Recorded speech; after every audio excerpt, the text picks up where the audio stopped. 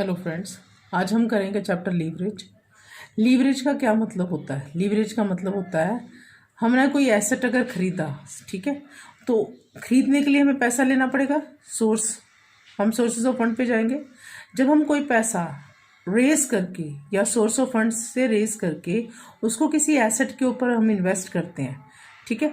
अगर हम जब किसी एसेट को एक्वायर करते हैं, उसके ऊपर इन्वेस्टमेंट करते हैं, तो हमारी फिक्स कॉस्ट बढ़ जाती है।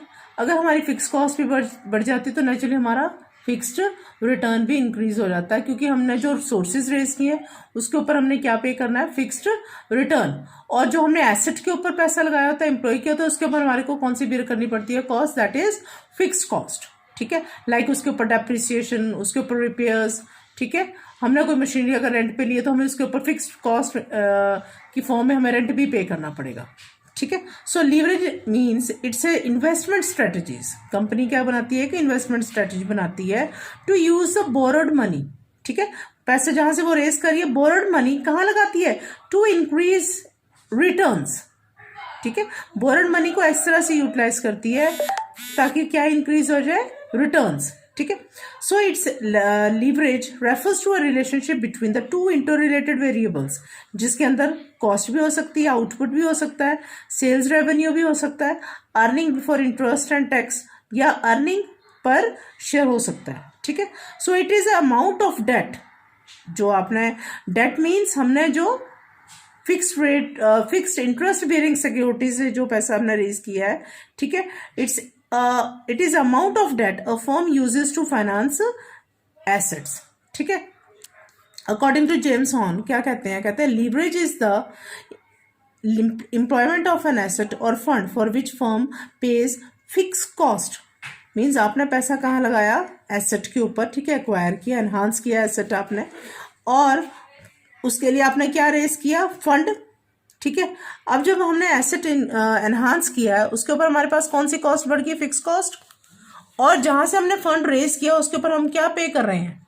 उसके ऊपर हम पे करेंगे उनको fixed returns. Means fixed return किस फॉर्म में? फिक्स्ड परसेंटेज ऑफ कह लो उनको इंटरेस्ट पे करेंगे, या फिक्स परसेंटेज ऑफ उनका जो शेयर होल्डर्स का है in the form of profits, उनको हम ज्यादा से ज्यादा देंगे, ठीक है। So leverage it's a percentage change in dependent variable divided by percentage change in independent variable. इसको दूसरी तरह भी लिख सकते हैं, percentage return on share holders equity divided by percentage return on rate of return on capitalisation, ठीक है।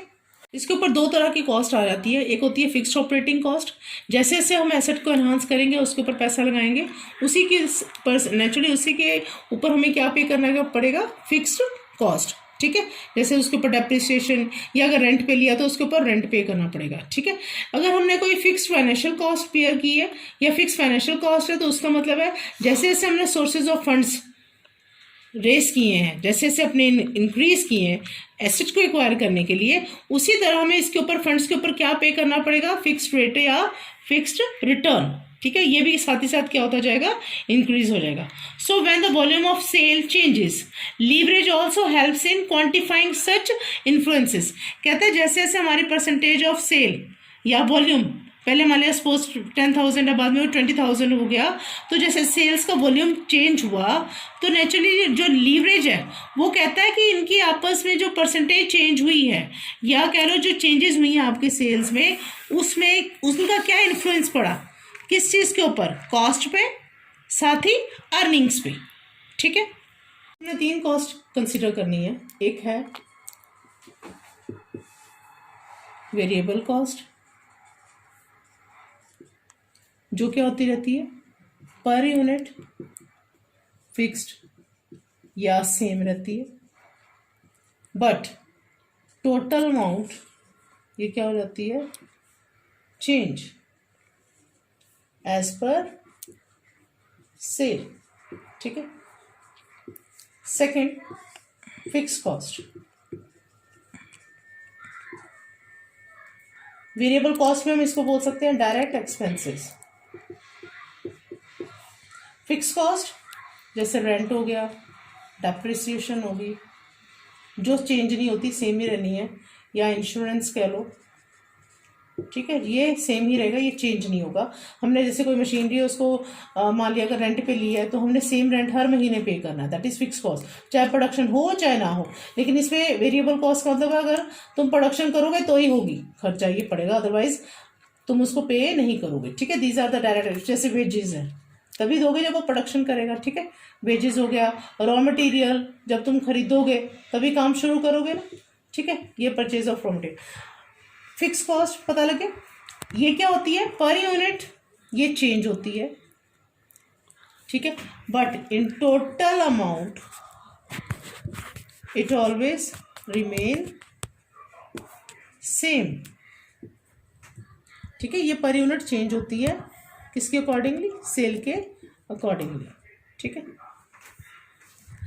तीसरी होती है semi variable. Semi variable cost में क्या होता है, इसमें से पार्टली फिक्स्ड होता है और पार्टली क्या होता है, इसमें वेरिएबल होता है। ठीक है, हमने क्या याद रखना है इसमें, जो मेन चीज़ है that is sale minus variable cost, क्या आ जाएगा, कंट्रीब्यूशन माइनस फिक्स कॉस्ट, हमारे पास क्या आ जाएगा, earning before interest and tax, EBIT। ठीक है, माइनस करेंगे इंटरेस्ट, हमारे पास आ जाएगा earning after interest but before tax, that is profit before tax लिख सकते हैं इसको। ठीक है, अगर सपोज 40% टैक्स अगर उसमें से हम माइनस कर देंगे तो हमारे पास आ जाएगा प्रॉफिट आफ्टर टैक्स या earning after interest and tax. यही जो आ जाता है प्रॉफिट आफ्टर टैक्स, उसी को हम अर्निंग पर शेयर जब निकालते हैं तो हम लोग क्या करेंगे, जितना प्रॉफिट आफ्टर टैक्स आया वो divide by number of equity share, तो इट मीन्स एक शेयर के ऊपर कितना अर्न कर रहा है वो share holder, that is earning पर शेयर। ठीक है, अगर हमने इसको परसेंटेज वाइज निकालना कि तुम्हें इसमें कितना कितना परसेंटेज चेंज हुआ, तो सेल परसेंटेज चेंज, वेरिएबल भी परसेंटेज चेंज, कंट्रीब्यूशन भी परसेंटेज चेंज, लेकिन fix cost remain same, interest will remain same, there will be no change. ठीक है, लेकिन जो प्रॉफिट बिफोर टैक्स उसमें चेंजेस आ जाएगा, टैक्स में चेंजेस आएगा, प्लस प्रॉफिट आफ्टर टैक्स उसमें भी चेंज आ जाएगा। इसको एक एग्जांपल के साथ अगर समझते हैं, सपोज मान लिया स्पेस सेल हमारी पहले थी 1 लाख, माइनस की fix cost 60,000, we get 40,000, minus किया suppose fix cost that remain same 20,000, कितना आ गया 20,000, इंटरेस्ट भी 10,000 का फिक्स था हमारा। ठीक है, हम इतना ही पे कर रहे हैं। ठीक है, अगर कोई हमने लोन लिया हुआ या कोई डिवेंचर्स नहीं हुए तो उसमें से माइनस करके हमें 10,000 अर्निंग आ गई। 40% अगर टैक्स माइनस किया तो हमारे पास कितना है 40,000, उसमें से माइनस किया हमने हमारे पास कितना आ गया बाकी 6,000। ठीक है, एक चीज याद रखना है, यहाँ पे जो वेरिएबल कॉस्ट है और जो फिक्स कॉस्ट है वो हमारी ऑपरेटिंग कॉस्ट है, वो हमारी किसके ऊपर इफेक्ट डालेंगी, हमारी ऑपरेटिंग लीवरेज के ऊपर। ठीक है, दोनों जो कॉस्ट है ये हमारे जो डायरेक्टली और indirectly related with our production. लेकिन जो इंटरेस्ट है, इंटरेस्ट मीन्स हम, ये हमारी कौन सी कॉस्ट रहेगी, फाइनेंशियल कॉस्ट, क्योंकि हम ये जो सोर्स है हमारा फंड का है ना, जो हमने रेज किया हुआ है उसके ऊपर हम क्या पे कर रहे हैं, इंटरेस्ट, तो ये किसके ऊपर इफेक्ट डालेगी, फाइनेंशियल लीवरेज के ऊपर। ठीक है, सपोज हमारी सेल 1 लाख की जगह 1,40,000 हो जाती है, इसका मतलब इनके अंदर डिफरेंस कितना, 40,000 divide by 10, 1 lakh multiplied by 100 तो कितना आ जाएगा, 40% चेंज।